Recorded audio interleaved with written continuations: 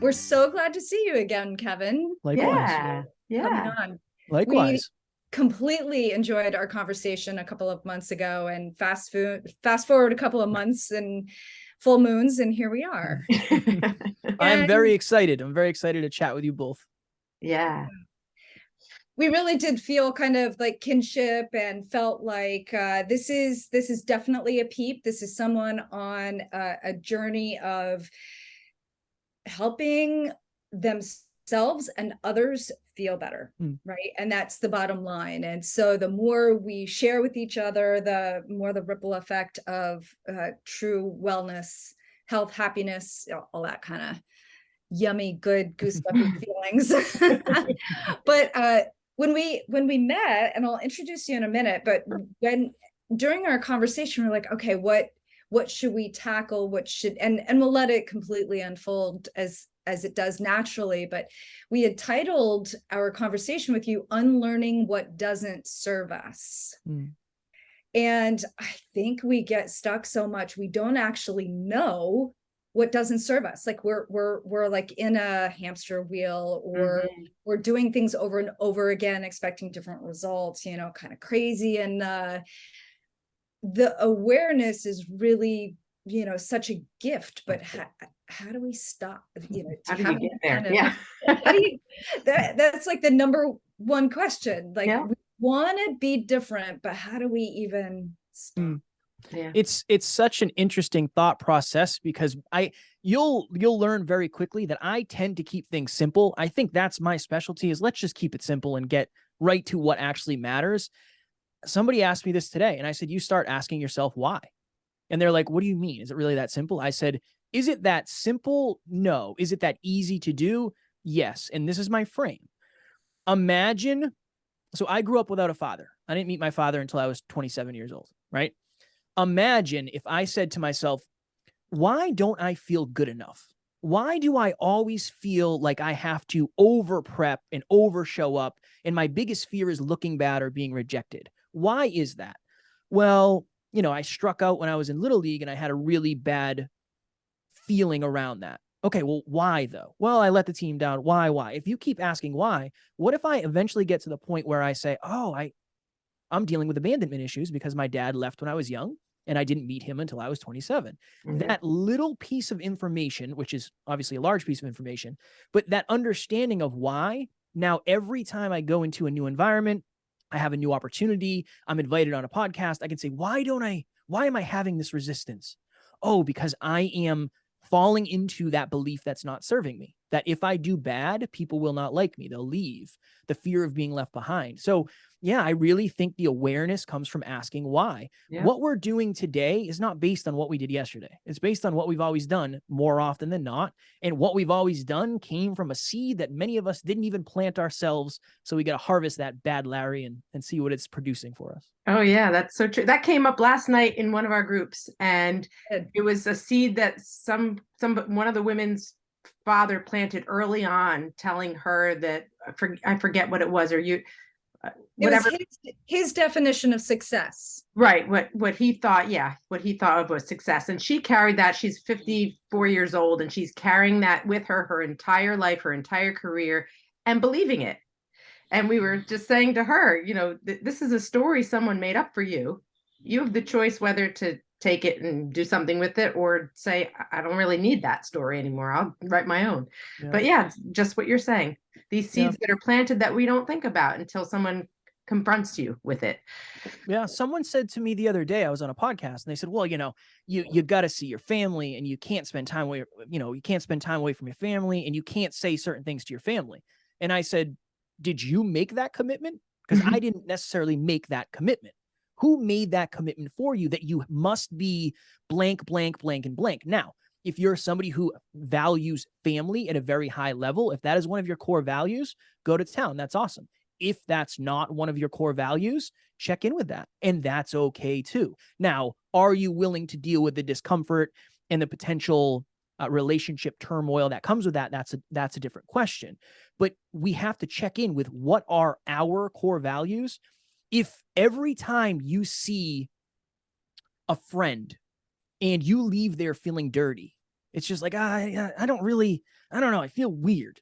Yeah. Check in with what are their core values, what are their core aspirations, and what are their core beliefs. And if they are misaligned, that's an opportunity for you to grow into that relationship together or spend less time with that person. But I really think that's another learned thing that we probably didn't decide. Yeah. It's like, well, one of my favorite questions, I don't know if we talked about this before, are the people in your life the best from your past or the best for your future? That's can be two different sets of people, but you have to start asking those challenging but rewarding in the long run questions. So true. So true. And what this is bringing up for me, and I'm sure in your group coaching and certainly in our group coaching too, what's the difference? It's so interesting. I'm not quite sure where this is going, but in so many of our groups, it's not necessary, because we are health and wellness coaches, and a big part of our conversations start out with food. People come to us because they're confused about what to eat, and then a whole bunch of other things kind of blossom and grow and get unearthed, and kind of, it's like you're cleaning your office desk and it gets really, really messy before it gets cleaned up. And they're like, I didn't know it was going to be like this, in the group. But then they get through kind of that turmoil and that messiness. And it's just it's such a beautiful thing as a coach to witness someone moving through the ick and being vulnerable and looking at these things that they haven't looked at, and they carry with them, that we carry stuff with us and we don't even realize it. And when it unearths, it can be a little bit shattering for a little while, but then it can settle. Yeah. Well, what you're doing is you're changing your identity. The measure of a good coach is somebody who can not only tell you what to do, but they can tell you who you are. And that's such an interesting thing, because a lot of what we see on social media is 5 ways to do blank, 1 way to do blank, whatever it is, right? How to get rich tomorrow. But what people aren't doing is they're not going to the identity level and saying, who do you identify as? We just had our 8th round of group coaching. First call was Tuesday, and it's the first call. So we're doing a round robin. We're introducing each other. And at this point, I'm very hyper conscious. So I watch the words people use. Some people introduce themselves and they say, I'm the type of person who normally wouldn't do this. Yeah. Okay. Yep. I'm the type of person who's shy. Okay. Yep. I'm the type of person who is always making mistakes. I'm sorry I hit mute. I'm always making mistakes. And I said, we all have to be very, very careful of that, because that is what you're identifying as. Yeah. If we can help you break that, or at least become aware, if either of you ran into me in the street, I would say, I am a podcaster. That's just before an entrepreneur, before a coach, before a speaker, I'm a podcaster. But your identity is controlling your outcomes. It's controlling your behaviors. It's controlling your relationships, your self-talk so much. So really that's the point, right? You think you're going in and you're going to learn these are the foods you should eat. What you first must learn is who you are as a human being. And that's just a weird journey, but it's the most rewarding thing in the world, but it's hard. It's challenging. It's challenging for sure. Absolutely. Yeah. That's exactly where we start with our groups the very first day.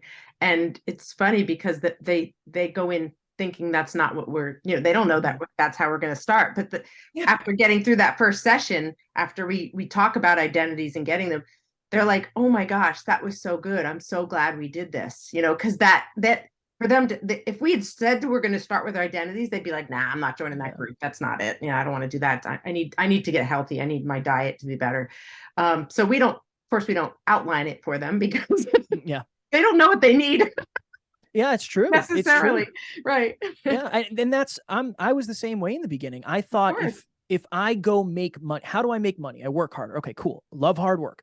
If I make more money, I'll be happier. No, that's not the way it works. Or I won't be fulfilled. I think that's an interesting perspective. Yeah. And I'm happy to dive into that too. When we're thinking about goals, I think this is in Atomic Habits. I don't know if it's actually broken down to this, but you have your results goals. I want to lose 5 pounds in 5 weeks. Awesome. What is the process? So I have process goals. I'm going to go to the gym 5 times a week and I'm going to eat, 300 less calories a day, blah, blah, blah. What people are leaving out and they're forgetting is the character goals. Who must I become in order to accomplish this goal? AKA, where must my identity shift in order for me to accomplish my goal? So many of us are looking for the process and the results goal, not necessarily the character. But that's why it takes a while, because you have to change your character first and you have to lean into your identity. And yeah, it's an internal game. It really is. Yeah. It is. It's beautiful. And it is James Clear. Yes. Yes. Yeah. Great book. Great book. Absolutely. It is. Yep. Top 10. Top 10. Yeah. Which we should introduce. introduced you yet. Oh, we just went off. That's sometimes it happens. Yeah, that's what happens.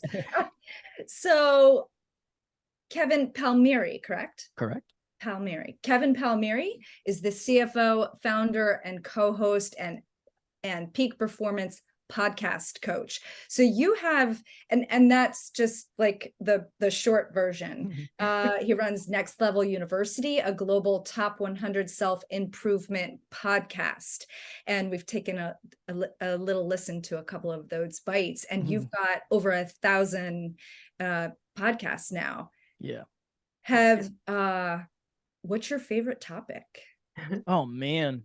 It's hard, right? Because it, in a weird way, it's all the same. It's all self-awareness. So I think my favorite topic is self-awareness. I really do, because it's all encompassing and you can connect it to almost everything. Yeah. So any story anything you experience, there's probably a story, a lesson, an example of self-awareness. And that it's the most powerful thing in the world, I think. And people ask all the time. So we say we're holistic self-improvement, and people think that might mean, naturopathic type stuff. And I say, well, this is how I look at it. We teach people health, wealth, life, and love, but we teach in a way where we go into your identity first, and then we give you tactics to take action with your new identity. That's what holistic, our approach means. So yeah, I just love talking about self-awareness. The show used to be called Hyper Conscious. That was the name of the podcast before we rebranded. It's called the Hyper Conscious Podcast, acutely aware. I want to know why I'm doing everything. It's so important to know. Yeah. Well, and it's present moment, right? Because self-awareness is really about what's going on right now for me, right? And that's where the unfolding actually happens. That's where the choice comes. That's where the change is. Debbie and I talk about the fork in the road, which one am I going to take? And we often just keep going around in circles in the same, on the same road, and digging kind of a groove in it, instead of saying the self-awareness is where do I want to go? Right. Why? I love the word why. Right. You can troubleshoot in real time. Yeah. That's quite literally what self-awareness is if I remember when early in my journey, we were in the gym. It was Alan, my business partner, and one of our buddies. And our buddy's a very successful YouTuber and a speaker.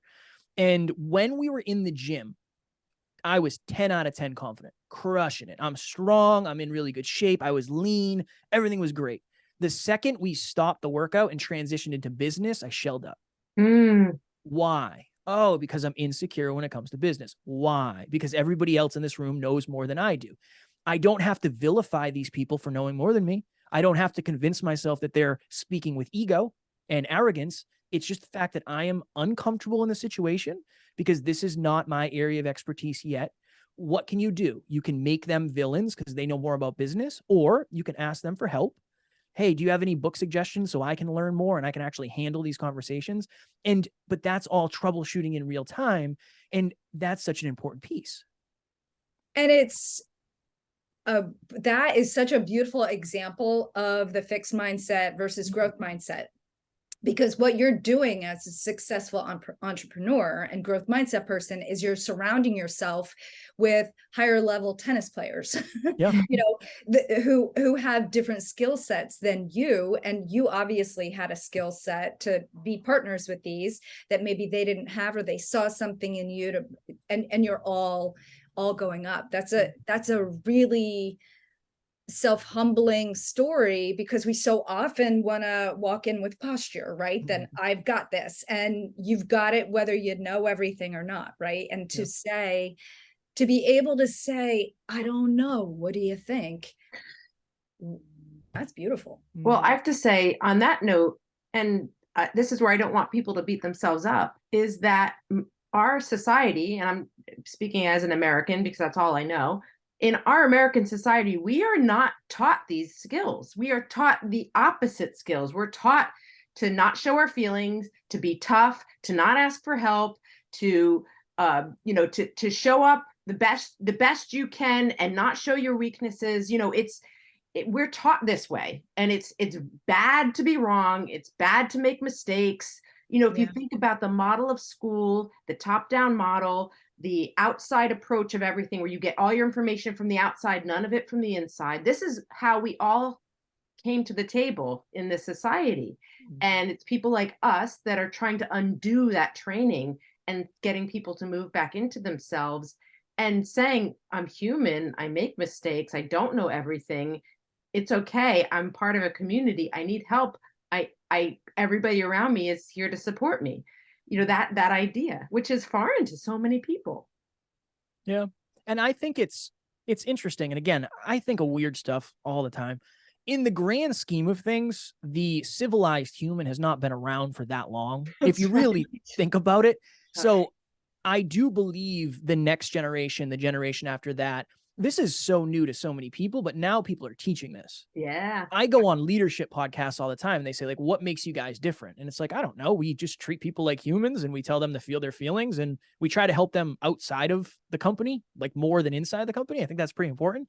But somebody said that to me. They said, nobody's like really doing that, right? And I said, honestly, no, I don't really know. I just know what we're doing because it's valuable. But, 10, 15, 20, 50, 100 years down the road, I do think this will become more normal, just like everything was normal a previous generation. It takes time. And to your point, we're all trying to do our best to do the work and be the leadership and help people do that. Right. I think you're completely right. I'm a mother of a 19, almost 20-year-old and a 21, almost 22-year-old. And they are both so far ahead of where I was at that age with self-love and confidence and consciousness and self-awareness. It's amazing. This Gen Z generation is I like you said, 50, 100 years. I think it's so much sooner. I think this generation especially is taking off with this really healthy life, this healthy mindset that my generation is, aware of and trying to undo so much. Yeah. Yeah. So. Well, we have the opportunity, right, at each moment to moment to redesign and rewrite our story.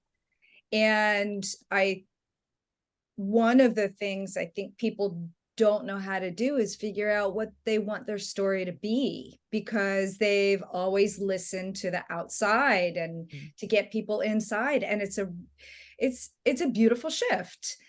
And there's some, well, I said it before, there's this like metamorphosis that's got to happen, and it's some work. It's some work. Yeah. I think the biggest issue, one of the biggest issues, is lack of belief. I really think it's very hard to catalyze change in your own life. You must have 3 beliefs to make a new action. You must believe it's humanly possible. So is it humanly possible to have a podcast and make money? Yeah, people do it. Is it possible for me personally? Is it possible for Kevin to do that? Well, I don't really know. I don't think it is. Will it be worth it if I can?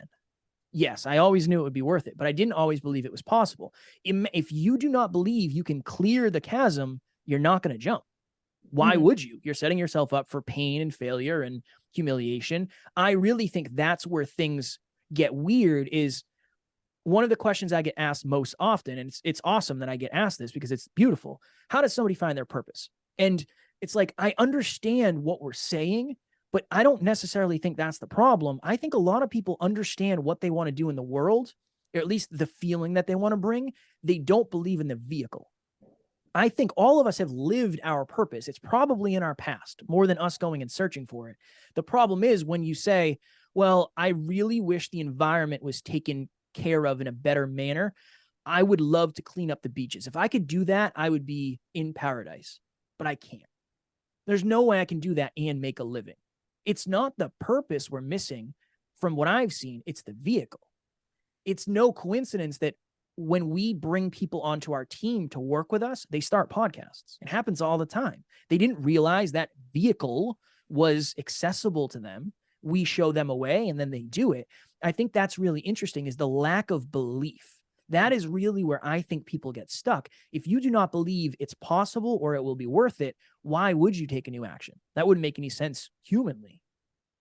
Exactly. It's so intertwined with identity in that their idea of who they are, that they can't do these limiting beliefs that either someone told them they couldn't do it or they truly just don't believe it themselves, attached to their identity. And this is where we have to kind of shatter that, or at least introduce that they can take on any identity that they want and let go of those lack of beliefs, I guess you'd say, which is what you're saying, because it's again, what Wendy said, it's all stories. They're all stories. And we have to believe that we can rewrite them, that you can do it. You can make it your own story. You're the author of your life and you can do it. So it's just, people don't believe they can. And you're exactly right. Yeah. I think they have to act it out first. I think that's where things get weird for people, is that I think confidence, belief. A lot of people say fake it till you make it. I don't believe in that. I don't think that's possible. I don't think it works that way. I think what you have to do is you have to face it until you make it. And all that means is you have to start very, very, very, very small. So I had a call with somebody recently and we're talking about comfort zones. And I said, okay, you have the comfort zone, right? That's where many of us live. The outer ring of the comfort zone is the learning zone. And then outside of that is the anxiety zone. Okay. On a scale of 1 to 10, how outside of your comfort zone would it be for you to do a Facebook Live right now? And she said 12 out of 10. I said, all right, cool. On a scale of 1 to 10, how outside of your comfort zone would it be for you to record a video on your phone and send it to nobody? And she said, that's like a 0. That's easy. Cool. On a scale of 1 to 10, how outside of your comfort zone would it be for you to send me a video? And I promise I won't show anybody. And she said, probably like a 5 or a 6. I said, cool, do that. That's the right amount outside of your comfort zone for you to actually build confidence and build belief, because it's almost like you're doing it with a safety net. So if things do go horribly wrong, it's not going to be the end of the road for you. And what you're doing is you're building a little bit of familiarity with your fear. And then the next time you do it, it gets a little bit easier. It gets a little bit easier. You don't start speaking in a stadium. You start speaking in a cafeteria or in your bathroom or in your basement, whatever it is. And then you level up, you level up, you level up. I think what happens is we look at the top of the mountain and we say, there's no way I could ever get there. Yep. Nobody goes from the ground to the top. And that's not how it works. There's a journey. Worry about the next summit, because when you get on the next summit, you can see the next summit. Mm-hmm. So it might go from, I'm not the type of person who can speak in public, to I am the type of person who can speak in front of small audiences, to I am the type of person who can speak to, mid-size audiences. And that's how it works. But it really is one of those things where it is a lifelong journey. Mm-hmm. And honestly, I understand that nobody really wants to hear that, because it's like, well, I want this done now. It doesn't work that way. It can't work that way. It's not how the human condition works. So that's why, social media and a lot of stuff out there it's hard to combat that. But that is the truth. It takes work. It takes effort. It takes resistance. That's par for the course. Yeah. And I think, we want to be at the top of the mountain, right? And the steps to take to the top of the mountain are so many. We don't get immediate gratification on the way up. And so we need to learn. And part of our coaching is to learn to love the mundane, to learn to love those steps, to fall in love with the daily activity and remember the top of the mountain, but be in the present moment at the same. It's like the flashlight and the floodlight, both at the same time, but we get so caught up in immediate results that we forget that it took the athlete or the musician or the podcaster or the business owner a whole bunch of time and energy to get there. And we want it so badly, and we're not ready to rumble, right? We need to get dirty. We need to roll up our sleeves and do the work. Yeah. And you know what, on that note, I want to ask you, Kevin, because you're in a fabulous mindset right now. You're in a fabulous place. The way you look at the world, the way you can understand the world and everything else. But I know it wasn't always like that. You had a journey to get to where you are right now. And I'm so curious to know, where was the turning point? When did you kind of have that aha moment where you made this shift into where you are right now? Like, what happened along that line? You started with, I didn't grow up with a father, but there's a lot in between there. Yeah. So yeah, I grew up in a single parent household. I was technically raised by my mom and my grandmother. So I was raised by women, and our audience is women, or a very, a feminine approach. So that's awesome. And I'm so grateful for that. Yeah. Lower middle class, not a lot of money. One thing I always had was I always had work ethic.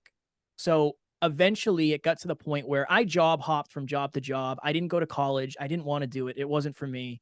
I just went and got a job at the gas station. I pumped gas, and that was my jam. I was full time at the gas station. I was running the gas station. Awesome. I job hopped. And I just kept running into dead ends. And I never liked what I was doing. And I got this very unique opportunity in the weatherization industry. All that means is we would go into state-owned buildings, predominantly schools, fire stations, police stations, town halls, and we would make the buildings more energy efficient. Whether we're working in the attic, we're doing the windows, we're doing the doors. Since I was working for the state, I got anywhere from $60 to $120 an hour. Now, when I got that job, I remember thinking to myself, there is no way this is real. This cannot be real. And then I got my first paycheck after working 40 hours at $50 an hour. And I said, oh my goodness, this is real. This is awesome. Now, the problem is I put so much of my internal happiness and fulfillment on external results. So if you look at me when I was 25, my girlfriend was a model. I had a sports car. I had a new apartment, a high-paying job, and quite literally was in the best shape of my life because I had just done a bodybuilding show. I mean, when I say I had it all, but I was miserable. I was very unhappy. I wasn't a bad partner in terms of like being toxic, but I wasn't super supportive because I didn't believe in myself. And when you don't believe in yourself, it's hard to believe in somebody else. It just is. My girlfriend ended up leaving me, which she should have done. She made the right choice. And when she left me, I said, I need to make more money. That's what it is. That's exactly what needs to happen. I just need to go grind and make more money. So the beginning of that next year, I got promoted to a foreman, which means I started every job and I closed out every job. The problem is most of our work was out of state. So I lived in New Hampshire. Most of our work was in New Jersey. And that is a 6-hour ride, depending on where you're going in New Jersey, and traffic and all that. So if you fast forward to the end of that year, I had been on the road for 10 months. Every single week, living in hotels, driving 6 hours there, driving 6 hours home, driving 14 hours to Virginia, driving home after working an 8-hour day. But I didn't care because I was making a lot of money. So we get to the end of the year, final pay stub in my hand, standing at my kitchen table. My ex-girlfriend took the chairs. They were her chairs. I was never home, so I never bought new ones. I made $100,000 at 26 with no college degree. But I had another one of those moments of, oh no, I did it again. I put all of my internal fulfillment and potential for happiness into external results. In that moment, I realized that for most of my life, I had lived unconsciously, going through the motions, especially that year. What's the opposite of unconscious? Hyperconscious. So I started a podcast called the Hyperconscious Podcast. That was the beginning for me. The problem was I stopped caring about my job completely. I did not care. I don't want the money. I do not care. I want a podcast and I want to be my own boss and I want to just sleep in my own bed, honestly. I just want to be home. I want to have a successful relationship where I don't leave every Sunday and I'm gone for 6 days. So I start calling out of work. I start leaving the job site early. I show up late. It got to the point where I was in a hotel room in New Jersey. I do not remember where. It was not a nice hotel. Red Roof Inn. Nothing against the Red Roof Inn. It just was not a nice hotel. And my alarm went off at 5:15. I sat up. I slid to the edge of the bed. I was lacing up my work boots like I'd done thousands of times. But that morning, something was different. It was like there was 10 televisions on in my head at the same time, and every single one was on a different station. And it's just limiting beliefs, fear, scarcity. You can't leave this job because if you do, you're not going to be successful and you're not going to make $100 an hour. That's not going to happen. If you do leave, what will your friends think? They all look up to you. You make more money than any of your friends. If you do leave, what will your family think? They look up to you because you make more money than anybody in your family.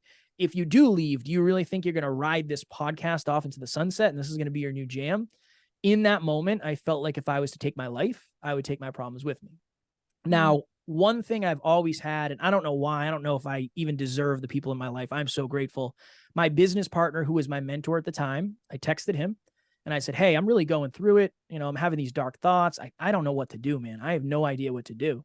He said, in his wisdom, he said, your awareness has changed so much over the last few years, but your environments haven't. I think you need to change your environment. So 3 or 4 months later, I took the plunge. I left that job. And then I went full time into being a very broke entrepreneur. Couldn't afford Christmas presents for my girlfriend 2 years in a row. She had to pay rent for me. My car was broken. I couldn't get it fixed. It was brutal. It was brutal. But here we are, however many years later, and we've quote unquote made it to where we made it. But it definitely wasn't me leaving my job and then being successful. That sitting on the edge of the bed debating suicide was honestly easier than the next 3 years. Right. Honestly, the next 3 years were the most challenging years of my life. But I do believe that my purpose has always been to help people. That's always, I literally went through a phase where I had friends with benefits because I could not hold down a relationship because I'm never home. One of them ended up getting into a relationship and used to text me for advice. And I was like, this is awesome. The fact that you can text me for relationship advice, that's the best thing in the world. Like, I did my job. We were actually friends. This is awesome. I've always wanted to help people. I just didn't know the vehicle. I didn't know the vehicle until somebody interviewed me on a podcast and that became an option. And now that's what I do every day. So yeah, it definitely didn't happen overnight. And there was a lot of pain that got me to where I am today. Yeah. Yeah. But having that openness and being able to take that advice from your mentor and to question, just to question your, of everything that you believe, that money is the answer, that this, just that little opening of doubt and being open to something else that put you on this path. And it's like you said, it's that awareness. It's like, oh, what is this? It's like, do I want to be here? This is my life. I have this gift of life, right? It's this gift of life we all have. Some of us have more time than others, but it's like, what do you want to do with it? This is all we have. This is it. It was a question that shifted a lot of this for me. I was listening to Joe Rogan podcast, and one of his guests and him were just talking about a simple thought, just a simple thought. Why is everybody okay with being miserable with their jobs? And I remember that day I was like, whoa, that's me. I'm that. What do I do? And I asked myself a question, and this was my phrase. And I said this on a very old podcast episode.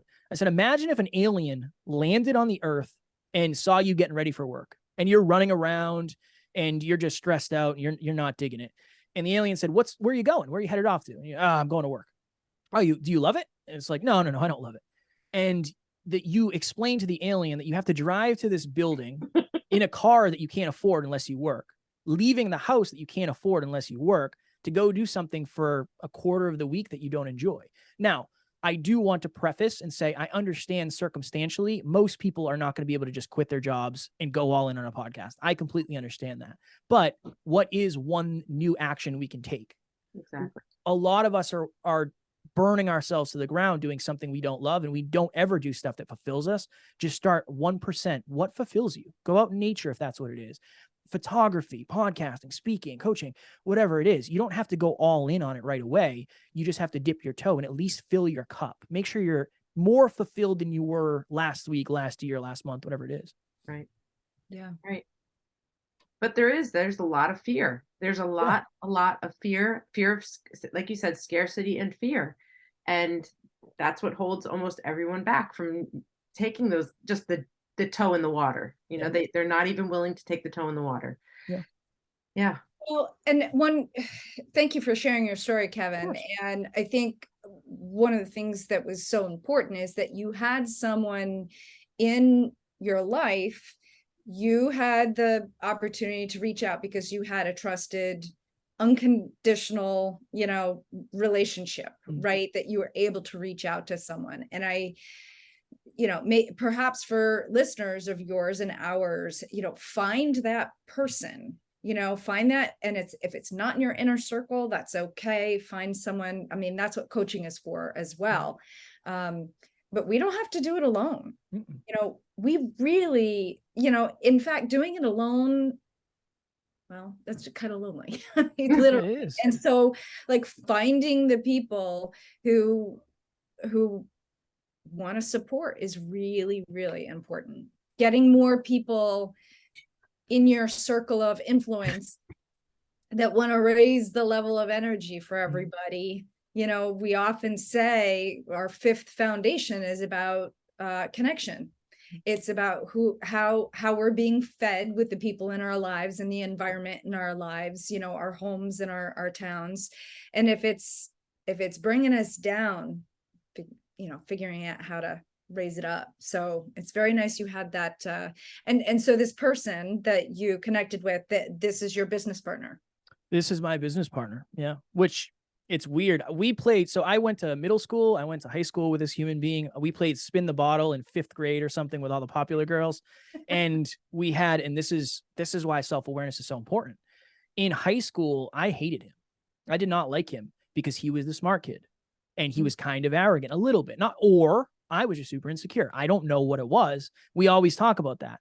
The beauty of what we've been able to do is we call it drive to 5. Confident, but humble. Confident, but also you got to ask for help. The enough belief to actually realize you deserve help. That drive to 5 is the beautiful aspect of having a partnership, because what he did for me in the beginning is he helped me believe in myself. I didn't believe in myself. I didn't believe any of this was possible. I just knew if I kept showing up, I'd learn. And I have never quit tattooed on my arm. That's my mantra. I will keep showing up regardless of the amount of pain I'm in. That's just who I am. But one of the things that I always tell people is the level of your relationships is directly correlated to the level of vulnerability in them. If I didn't trust Alan, I never would have sent that message. I never would have sent that message because I would have said, what if he judges me? He makes me feel safe. He makes me feel safe. Now, another quote, I guess this is going to be a quote heavy episode. If you want to find your people, you have to be yourself. We're all worried about how do I find people like me? You be like you. Stop pretending to be somebody you're not. You post that stuff on social media that's positive. Go to networking events. Listen to self-improvement podcasts. If you want to find your people, they have to be able to identify you as, oh, that's my kind of person. But I understand that's difficult, but that's part of it. That's your identity. Lean into your real identity, who you really want to be in the future. Mm-hmm. So yeah. True. Yeah. I love that we're speaking about identity. What's that? No, I was just saying we it's like we're speaking the same language. It's just like it's like flowers to me. It's like I'm hearing everything that I agree with, that I'm digging. It's like beautiful. Well, we connected for a reason, for sure. Yeah. Kevin, where do people find you? Because you're going to connect with some of our listeners, and let us know. I appreciate it. I always just say, listen to the podcast. Sometimes people say, oh, this is my coaching program and do this. Don't do that. Just listen to the podcast, because that's where you'll learn the most about us, and it's completely free. It'll always be completely free. There's no ads, 7 days a week in your pocket from anywhere in the world for free. That is our podcast. That is our brand. If you have any questions, if you need anything, you can always just send me a DM. My handle on Instagram is @NeverQuitKid. I do all my own social media. I will send you a video, an audio, whatever you need. I got you. And your podcast, Next Level University. Next Level University. That is us. It's on all the platforms. We're on YouTube as well. So if you search it, we'll show up. We'll show up. That sounds great. Well, thank you for showing up today. And we appreciate your message that's out there. Never quit. Never quit. Never quit. I love it. Every day, forever. That's the goal. And I appreciate it. Thank you so much for having me, Bull. Yeah. Thank you. Anything else you'd like to share? No, I'll say this, another quote. And again, I don't know. I like quotes. Your reality becomes the parts of your imagination that you hold onto and pour into the longest. At one point, I was just a kid who wanted to have a successful podcast, and I've let go of a lot of things. I've let go of a lot of people. I never let go of that. And I still believe that. I want to have the most successful podcast in the world. Will I ever? I don't know. But if I don't believe it, I definitely won't. So yes, that would be the last thing. Belief. I believe that. I appreciate that. I appreciate that. I Yeah. truly do. You're so great to listen to, and I think I have a voice for radio. I have a face for radio too. They say it depends on who I'm talking to. They say you have a really good voice or you have a face for radio. So either one's a win. It is a win. Wonderful to have you, Kevin. Thank you. Yeah. Thank you so much. And we're definitely listening to your podcast because we want our podcast to grow too. I mean, that's, we're like, look at all this great free information, and we need more people listening to it. No, I appreciate it. I appreciate it. Yeah. Yeah. Great. Thank you, Kevin. Thanks, Kevin. You're very welcome. All the love. Yes. Be well. Bye. Bye.